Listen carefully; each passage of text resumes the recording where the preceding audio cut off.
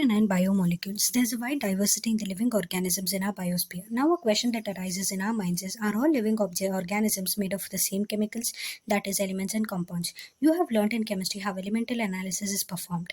If we perform such an analysis on the plant tissue, animal tissue, or a microbial paste, we obtain a list of elements like carbon, hydrogen, oxygen, and several others and their respective content per unit mass of the living tissue.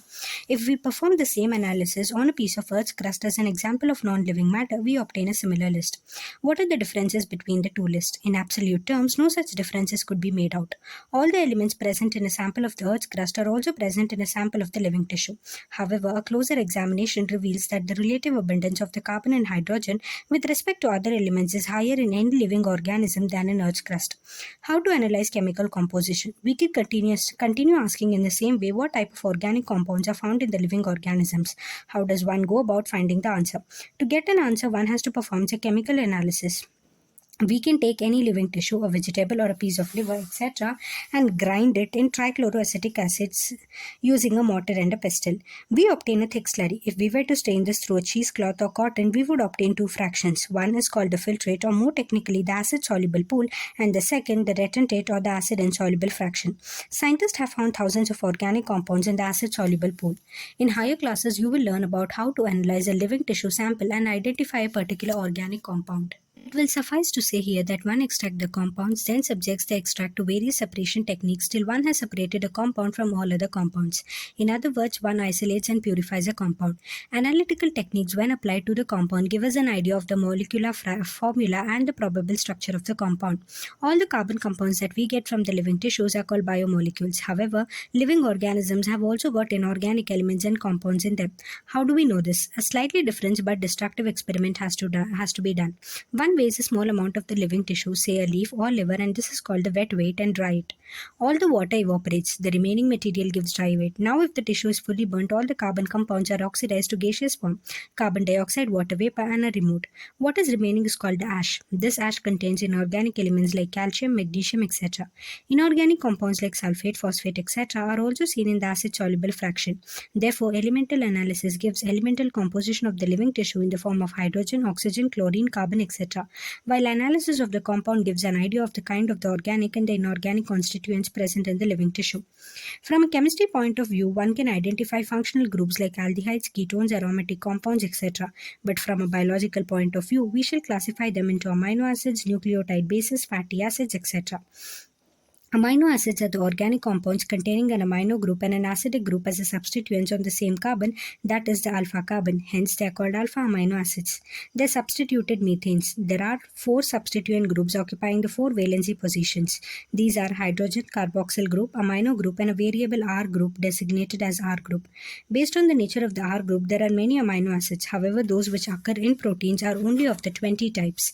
The R group in these proteinaceous amino acids could be hydrogen. Then the amino acid is called glycine. If it's a methyl group, then the amino acid is called alanine. And if it's an hydroxyl methyl group, then the amino acid is called serine, etc. 3 of the 20 are shown in figure 9.1. The chemical and the physical properties of the amino acids are essentially of the amino, carboxyl, and R functional groups. Based on the number of the amino and the carboxyl groups, they are acidic, example is the glutamic acid, basic like lysine, and neutral like valine amino acids. Similarly, there are aromatic amino acids like tyrosine, phenylalanine, tryptophan. A particular property of the amino acids is the ionizable nature of the NH2 and the COOH group. Hence, in solutions of different pHs, the structure of amino acid changes. Lipids are generally water insoluble. They could be simple fatty acids. A fatty acid has a carboxyl group attached to the R group. The R group could be a methyl or ethyl or higher number of CH3 groups, 1 carbon to 19 carbons. For example, palmitic acid has 16 carbons including the carboxyl carbon. Arachidonic acid has 20 carbon atoms including the carboxyl carbon. Fatty acids could be saturated without double bond or unsaturated with one or more carbon-carbon double bonds. Another simple lipid is glycerol, which is trihydroxypropane. Many lipids have both glycerol and fatty acids. Here, the fatty acids are found esterified with the glycerol. They can be monoglycerides, diglycerides, and triglycerides. These are also called fats and oils based on the melting point. Oils have lower melting point. Example, the Zingali oil, and hence remain as oil in the winters. Can you identify a fat from the market? Some lipids have phosphorus and a phosphorylated organic compound in them. These are phospholipids. They are found in the cell membrane. Lecithin is one example. Some tissues, especially the neural tissues, have lipids with more complex structure. Living organisms have a number number of carbon compounds in which heterocyclic rings can be found. Some of these are nitrogen bases like adenine, guanine, cytosine, uracil, and thymine. When found attached to the sugar, they are called nucleosides. If a phosphate group is also found esterified to the sugar, they are called nucleotides. Adenosine, guanosine, thymidine, uridine, and cytidine are the nucleosides. Adenylic acid, thymidyllic acid, guanylic acid, uridylic acid, and cytidyllic acid are the nucleotides. Nucleic acids like DNA and RNA consist of nucleotides only. DNA and RNA function as the genetic material. Primary and secondary metabolites. The most exciting aspect of chemistry deals with isolating thousands of compounds, small and big, from living organisms, determining their structure, and if possible, synthesizing them. If one were to make a list of the biomolecules, such a list would have thousands of organic compounds, including the amino acids, sugars, etc. For reasons that are given in section 9.10, we can call these biomolecules as metabolites. In animal tissues, one notices the presence of all such categories of compounds shown in figure 9.1. These are called primary metabolites. However, when one analyzes of plant, fungal, and microbial cells, one would see thousands of compounds other than these called primary metabolites. Example: alkaloids, flavonoids, rubber, essential oils, antibiotics, colored pigments, scents, gums, spices. These are called secondary metabolites. While primary metabolites have identifiable functions and play known roles in normal physiological process, we do not at the moment understand the roles or functions of all the secondary metabolites in the host organisms. However, many of them are useful to human welfare. Example: the rubber, drugs, spices, scents, and pigments. Some secondary metabolites have ecological importance. In the later chapters and years, you will learn more about this. Biomacromolecules. There is one feature common to all those compounds found in the acid-soluble pool. They have molecular weights ranging from 18 to around 800 Dalton approximately. The acid-insoluble fraction has only 4 types of the organic compounds, that is, the proteins, nucleic acids, polysaccharides, and the lipids. These classes of the compounds, with the exception of lipids, have molecular weights in the range of 10,000 Daltons and above. For this very reason, biomolecules, that is, chemical compounds found in the living organism, are of two types. 1. Those which have the molecular weights less than 1000 Dalton and are usually referred to as micromolecules or simply biomolecules, while those which are found in the acid insoluble fraction are called macromolecules or biomacromolecules. The molecules in the insoluble fraction, with the exception of lipids, are polymeric substances. Then why do lipids whose molecular weights do not exceed 800 Dalton come under the acid insoluble fraction, that is the macromolecular fraction? Lipids are indeed small molecular weight compounds and are present not only as such but also arranged into structures like cell membrane and other membranes. When we grind a tissue, we are disrupting the cell structure. Cell membrane and other membranes are broken into pieces and form vesicles which are not water soluble. Therefore, these membrane fragments in the form of vesicles get separated along with the acid insoluble pool and hence in the macromolecular fraction. Lipids are not strictly macromolecules. The acid soluble pool represents roughly the cytoplasmic composition. The macromolecules from the cytoplasm and the organelles become the acid insoluble fraction. Together, they represent the entire chemical composition of the living tissues or the organisms. In summary, if we represent the chemical composition of the living tissue from the abundance point of view and arrange them class-wise, we observe that water is the most abundant chemical in the living organisms. Proteins. Proteins are polypeptides. They are linear chains of the amino acids linked by the peptide bonds as shown in figure 9.3. Each protein is a polymer of the amino acids. As there are 20 types of the amino acids, example the alanine, cysteine, proline, tryptophan, lysine, etc., a protein is a heteropolymer and not a homopolymer. A homopolymer has only one type of the monomer repeating n number of times. This information about the amino acid content is very important as later in your nutrition lesson, you will learn that certain amino acids are essential for your health and they have to be supplied through our diet. Hence, dietary proteins are the source of essential amino acids. Therefore, amino acids can be essential or non-essential. The latter are those which our body can make while we get essential amino acids through our diet or food. Proteins carry out many functions in living organisms. Some transport nutrients across the cell membrane, some fight infectious organisms, some are hormones, some are enzymes, etc. Collagen is the most abundant protein in the animal world, and ribulose bisphosphate carboxylase oxygenase rubisco is the most abundant protein in the whole of the biosphere. Saccharides. The acid insoluble pellet also has polysaccharides, carbohydrates as another class of macromolecules. Polysaccharides are the long chains of the sugars. They are threads, literally a cotton thread containing different monosaccharides as the building blocks. For example, cellulose is a polymeric polysaccharide consisting of only one type of the monosaccharide, that is glucose. Cellulose is a homopolymer. Starch is a variant of this but present as a storehouse of energy in the plant tissues. Animals have another variant called glycogen. Inulin is a polymer of fructose. In a polysaccharide chain, say glycogen, the right end is called the reducing end and the left end is called the non-reducing end. It has branches as shown in the form of a cartoon. Starch forms helical secondary structures. In fact, starch can hold the I2 molecules in the helical portion. The starch I2 is blue in color. Cellulose does not contain complex helices and hence cannot hold I2. Plant cells walls are made up of cellulose, paper made from the plant pulp, and cotton fiber is cellulosic. There are more complex polysaccharides in nature. They have as building blocks amino sugars and chemically modified sugars, example the glucosamine, N-acetyl galactosamine, etc. Exoskeletons of the arthropods, for example, have a complex polysaccharide called chitin. These complex polysaccharides are mostly homopolymers. Nucleic acids. The other type of the macromolecule that one would find in the acid-insoluble fraction of any living tissue is the nucleic acid. These are polynucleotides. Together with the polysaccharides and the polypeptides, these comprise the true macromolecular fraction of any living tissue or cell. For nucleic acids, the building block is a nucleotide. A nucleotide has three chemically distinct components. One is the heterocyclic compound, the second is a monosaccharide, and the third a phosphoric acid or phosphate. As you notice in figure 9.1, the heterocyclic compounds in nucleic acids are the nitrogenous bases named adenine, guanine, uracil, cytosine, and thymine. Adenine and guanine are the substituted purines, while the rest are the substituted pyrimidines. The skeletal heterocyclic ring is called the purine and the pyrimidine respectively. The sugar found in the polynucleotides is either ribose, a monosaccharide pentose, or 2' deoxyribose. A nucleic acid containing deoxyribose is called the deoxyribonucleic acid DNA, while that which contains the ribose is called the ribonucleic acid RNA. Structure of the proteins. Proteins, as mentioned earlier, are heteropolymers containing strings of amino acids.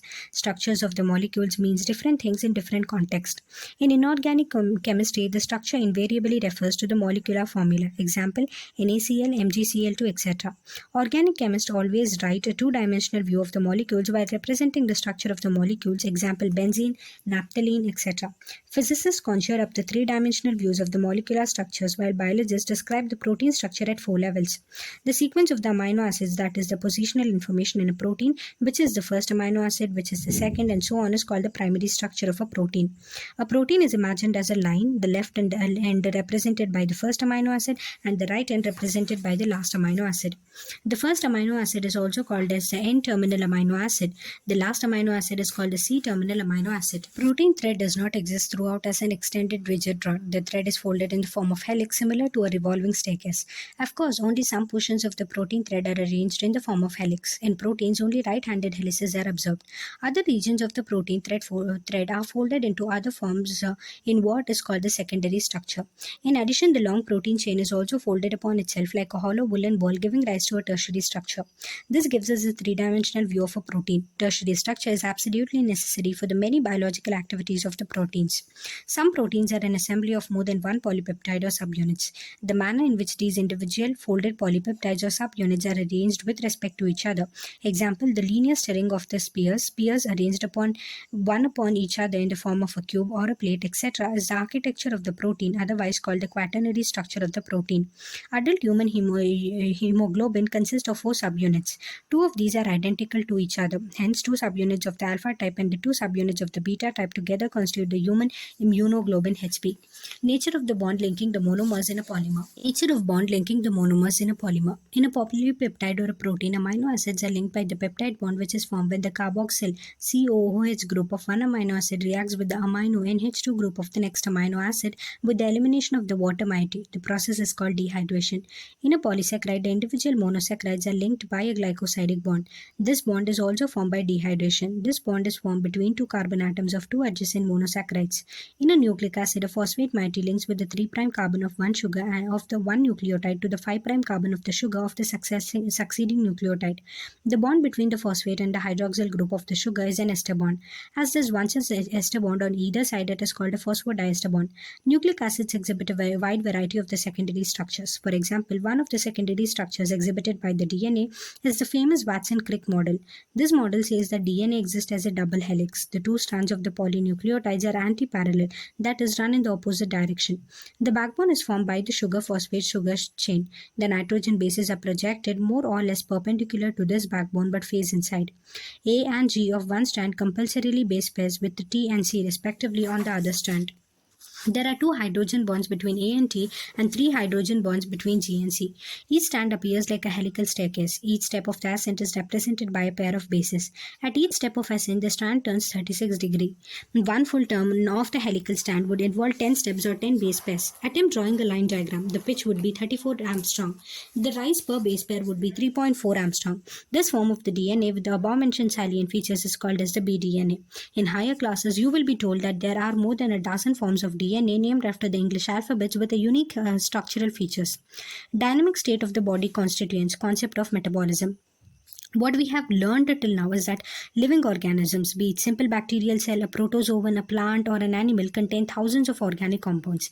These compounds or biomolecules are present in certain concentrations expressed as moles per or cells or moles per liter, etc. One of the greatest discoveries ever made was the observation that all the biomolecules have a turnover. This means that they are constantly being changed into some other biomolecules and also made from some other biomolecules. This breaking and making is through a chemical reactions constantly occurring in the living organisms. Together, all these chemical reactions are called metabolism. Each of the metabolic reactions results in the transformation of the biomolecules. Two examples for such metabolic transformations are removal of carbon dioxide from the amino acid, making an amino acid into an amine, removal of the amino group in a nucleotide base, hydrolysis of the glycosidic bond in a disaccharide, etc. We can list tens and thousands of such examples. Majority of these metabolic reactions do not occur in isolation but are always linked to some other reactions. In other words, metabolites are converted into each other in a series of linked reactions called the metabolic pathways. These metabolic pathways are similar to the automobile traffic in a city. These pathways are either linear or circular. These pathways crisscross each other, that is, there are traffic junctions. Flow of metabolites through the metabolic pathway has a definite rate and the direction like automobile traffic. This metabolic flow is called the dynamic state of the body constituents. What is most important is that this interlinked metabolic traffic is very smooth and without a single proper reported mishap for healthy conditions. Another feature of these metabolic reactions is that every chemical reaction is a catalyzed reaction. There is no uncatalyzed metabolic conversion in the living system. Even carbon dioxide dissolving in water, a physical process, is a catalyzed reaction in the living system. The catalysts which hasten the rate of a given metabolic conversion are also proteins. These proteins with catalytical power are named enzymes. Metabolic basis for the living. Metabolic pathways can lead to a more complex structure from a simple structure. For example, acetic acids become cholesterol, or lead to a simpler structure from a complex structure. For example, glucose becomes lactic acid in our skeletal muscles. The former case are called biosynthetic pathways or anabolic pathways. The latter constitute the degradation and hence are called the catabolic pathways. Anabolic pathways, as expected, consume energy. Assembly of the protein from amino acids requires energy input. On the other hand, catabolic pathways leads to the release of energy. For example, when glucose is degraded to lactic acid in our skeletal muscle, energy is liberated. This metabolic pathway from glucose to lactic acid, which occur in 10 metabolic steps, is called glycolysis. Living organisms have learned to trap this energy liberated during degradation and store it in the form of chemical bonds.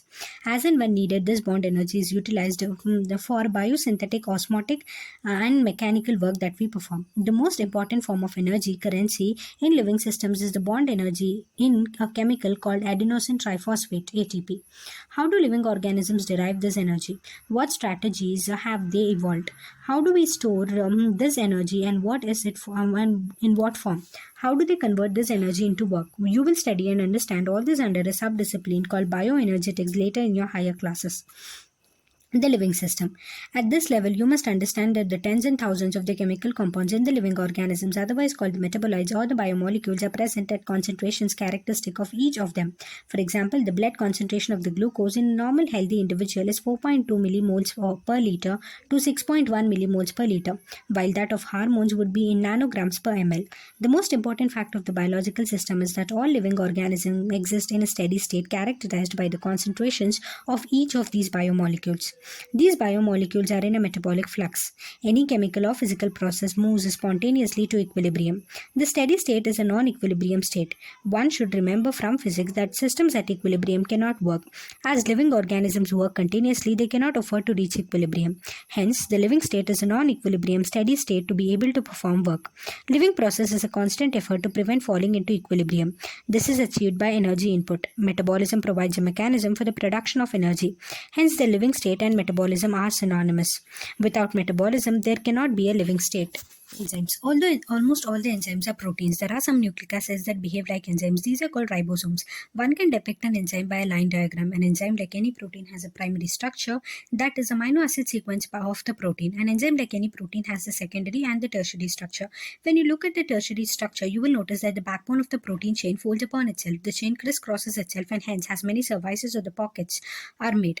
One such pocket is the active site. An active site of an enzyme is the service or the pocket into which the substrate fits. Thus, enzymes through their active site catalyze reactions at a high rate.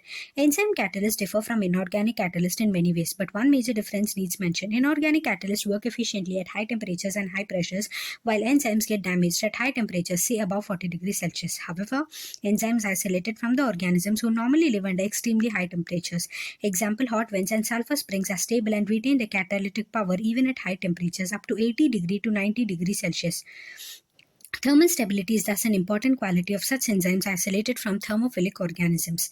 Chemical reactions. How do we understand these enzymes? Let us first understand a chemical reaction. Chemical compounds undergo two types of changes. A physical change simply refers to a change in the shape without breaking of the bonds. This is a physical process. Another physical process is the change in the state of matter. When ice melts into water or when water becomes a vapor, these are also physical processes. However, when bonds are broken and new bonds are formed during transformation, this will be called a chemical reaction. For example, BaOH twice plus H2SO4 gives BaSO4 plus 2H2O is an inorganic chemical reaction. Similarly, hydrolysis of the starch into glucose is an organic chemical reaction. Rate of a physical or a chemical process refers to the amount of the product formed per unit time. It can be expressed as rate is equal to del P by del T. Rate can also be called velocity if the direction is specified. Rates of physical and chemical processes are influenced by temperature, among other factors. A general rule of thumb is that rate doubles or decreases by half in every 10 degrees Celsius change in either direction. Catalyzed reactions proceeds at rate faster, vastly higher than that of the uncatalyzed ones.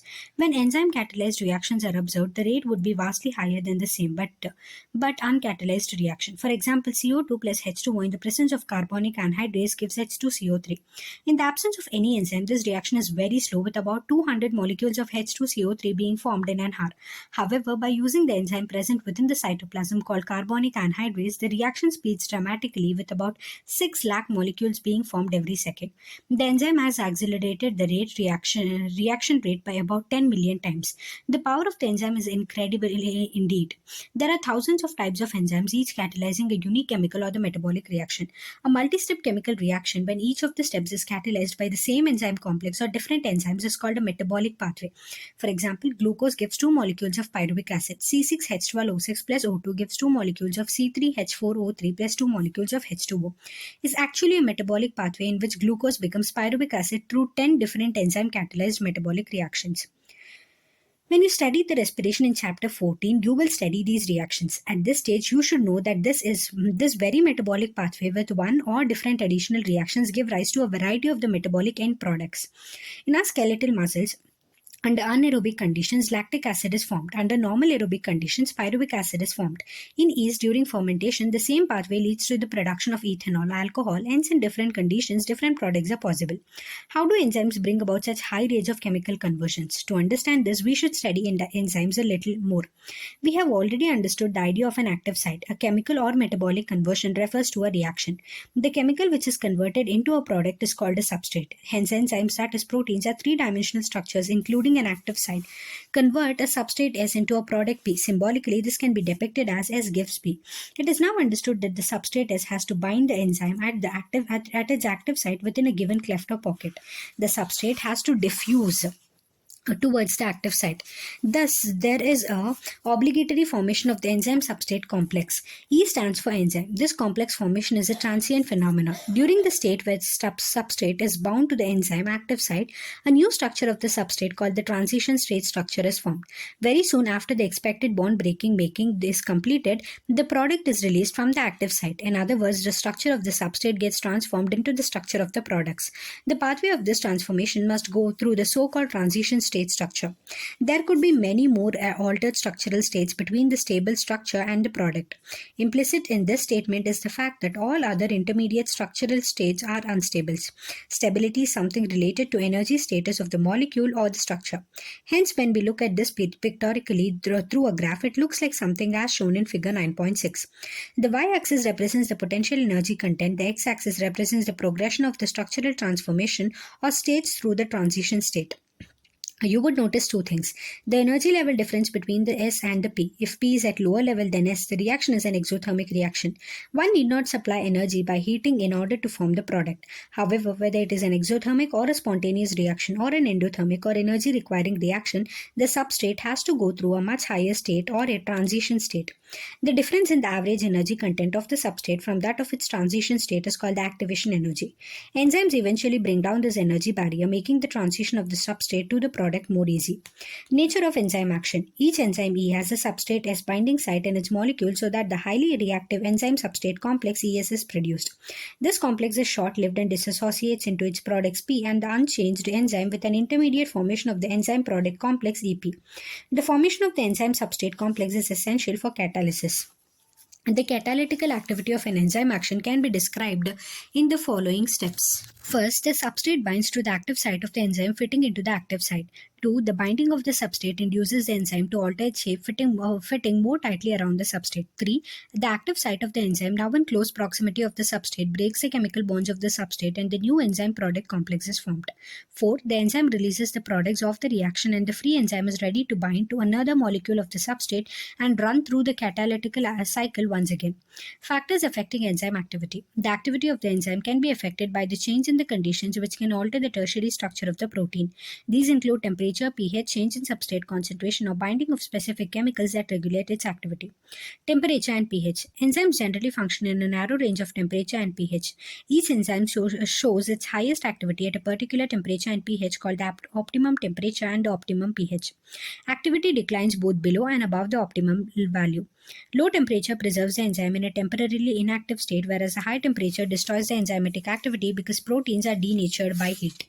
Concentration of substrate. With the increase in the substrate concentration, the velocity of the enzymatic reaction rises at first. The reaction ultimately reaches the maximum velocity Vmax, which is not exceeded by any further rise in the concentration of the substrate.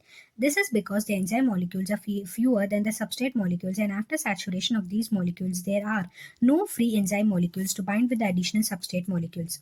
The activity of an enzyme is also so sensitive to the presence of specific chemicals that bind to the enzyme. When the binding of the chemical shuts off enzyme activity, the process is called inhibition and the chemical is called inhibitor. When the inhibitor closely resembles the substrate in its molecular structure and inhibits the activity of the enzyme, it is known as competitive inhibitor. Due to its close structural similarity with the substrate, the inhibitor competes with the substrate for the substrate binding site of the enzyme. Consequently, the substrate cannot bind and as a result, the enzyme action declines. Example, inhibition of succinic dehydrogenase by malonate, which closely resembles the substrate succinate in structure. Such competitive inhibitors are often used in the control of the bacterial pathogens. Classification and nomenclature of the enzymes. Thousands of enzymes have been discovered, isolated, and studied. Most of these enzymes have been classified into different groups based on the types of the reaction they catalyzed. Enzymes are divided into 6 classes, each with 4 to 13 subclasses and named accordingly by a 4-digit number. Oxidoreductases or dehydrogenases, enzymes which catalyze the oxidoreduction between the two substrate S and S-. Example, S reduced plus S- oxidized gives S oxidized plus S- reduced. Transferases, enzymes catalyzing the transfer of group G other than the hydrogen between a pair of the substrate S and S-. Example, Sg plus S- gives S plus S-G. Hydrolysis, enzymes catalyzing hydrolysis of the ester, ether, peptide, glycosidic, C, C halide and PN bonds. Lyases, enzymes that catalyze removal of the group from the substrate by mechanisms other than hydrolysis, leaving double bonds. Isomerases includes all the enzymes catalyzing interconversion of the optical, geometric, or positional isomers. Ligases, enzymes catalyzing the linking together of the two compounds. Example, the enzymes which catalyze the joining of the carbon-oxygen, carbon-sulfur, carbon-nitrogen, and phosphorus-oxygen, etc. bonds. Cofactors. Enzymes are composed of one or several polypeptide chains. However, there are a number of cases in which the non-protein constituent constituents called the cofactors are bound to the enzyme to make the enzyme catalytically active. In these instances, the protein portion of the enzyme is called the apoenzyme. Three kinds of the cofactors may be identified: prosthetic groups, coenzymes, and the metal ions. Prosthetic groups are organic compounds and are distinguished from the other cofactors in that they are tightly bound to the apoenzyme. For example, peroxidase and catalase, which catalyze the breakdown of the hydrogen peroxide to water and oxygen. Heme is the prosthetic group and it is a part of the active site of the enzyme. Coenzymes are also organic compounds, but their association with the apoenzyme is only transient, usually occurring during the process of catalysis. Furthermore, coenzymes serve as cofactors in a number of different enzyme catalyzed reactions. The essential chemical components of many coenzymes are vitamins. Example: the coenzyme nicotinamide adenine dinucleotide (NAD) and NADP contain the vitamin niacin. A number of the enzymes require metal ions for their activity, which form coordination bonds with side chains at the active site and at the same time form one or more coordination bonds with the substrate. Example: zinc is a cofactor for the proteolytic enzyme carboxypeptidase. Catalytic activity is lost when the cofactor is removed from the enzyme, which testifies that they play a crucial role in the catalytic activity of the enzyme. Summary: although there is a bewildering diversity of the living organisms, their chemical composition and the metabolic reactions appear to be remarkably similar. The elemental composition of the living tissues and the non-living matter appeared also to be similar when analyzed qualitatively. However, closer examination reveals that the relative abundance of the carbon, hydrogen, and oxygen is higher in living systems when compared to the inanimate matter. The most abundant chemical in the living organisms is water. There are thousands of smaller molecular weight, less than 1000 Dalton, biomolecules, amino acids, monosaccharides, and disaccharide sugars, fatty acids, glycerol, nucleotides, nucleosides, and nitrogen bases are some of the organic compounds seen in the living organisms. There are 20 types of the amino acids and 5 types of nucleotides. Fats and oils are the glycerides in which fatty acids are esterified to glycerol. Phospholipids contain, in addition, a phosphorylated nitrogenous compound. Only three types of macromolecules, that is, proteins, nucleic acids, and the polysaccharides, are found in living system. Lipids, because of their association with the membrane, separate in the macromolecular fraction. Biomacromolecules are polymers. They are made up of building blocks which are different. Proteins are the heteropolymers made of amino acids. Nucleic acids, RNA, and DNA are composed of the nucleotides. Biomacromolecules have a hierarchy of structures: primary, secondary, tertiary, and quaternary. Nucleic acids serve as genetic material. Polysaccharides are the components of the cell wall in plants, fungi, and also the exoskeletons of the arthropods. They also are the storage forms of energy, example the starch and the glycogen. Proteins serve a variety of cellular functions. Many of them are enzymes, some are antibodies, some are receptors, some are hormones, and some others are structural proteins. Collagen is the most abundant protein in the animal world, and the ribulose biphosphate carboxylase oxygenase Rubisco is the most abundant protein in the whole of the biosphere. Enzymes are the proteins which catalyze the biochemical reactions in the cells. Ribosomes are the nucleic acids with catalytic power. Proteinaceous enzymes exhibit the substrate specificity, require optimum temperature and pH for the maximal activity. They are denatured at high temperatures. Enzyme lowers the activation energy of the reaction and enhance greatly the rate of reactions. Nucleic acids carry the hereditary information and are passed on from parental generation to the progeny. Thank you.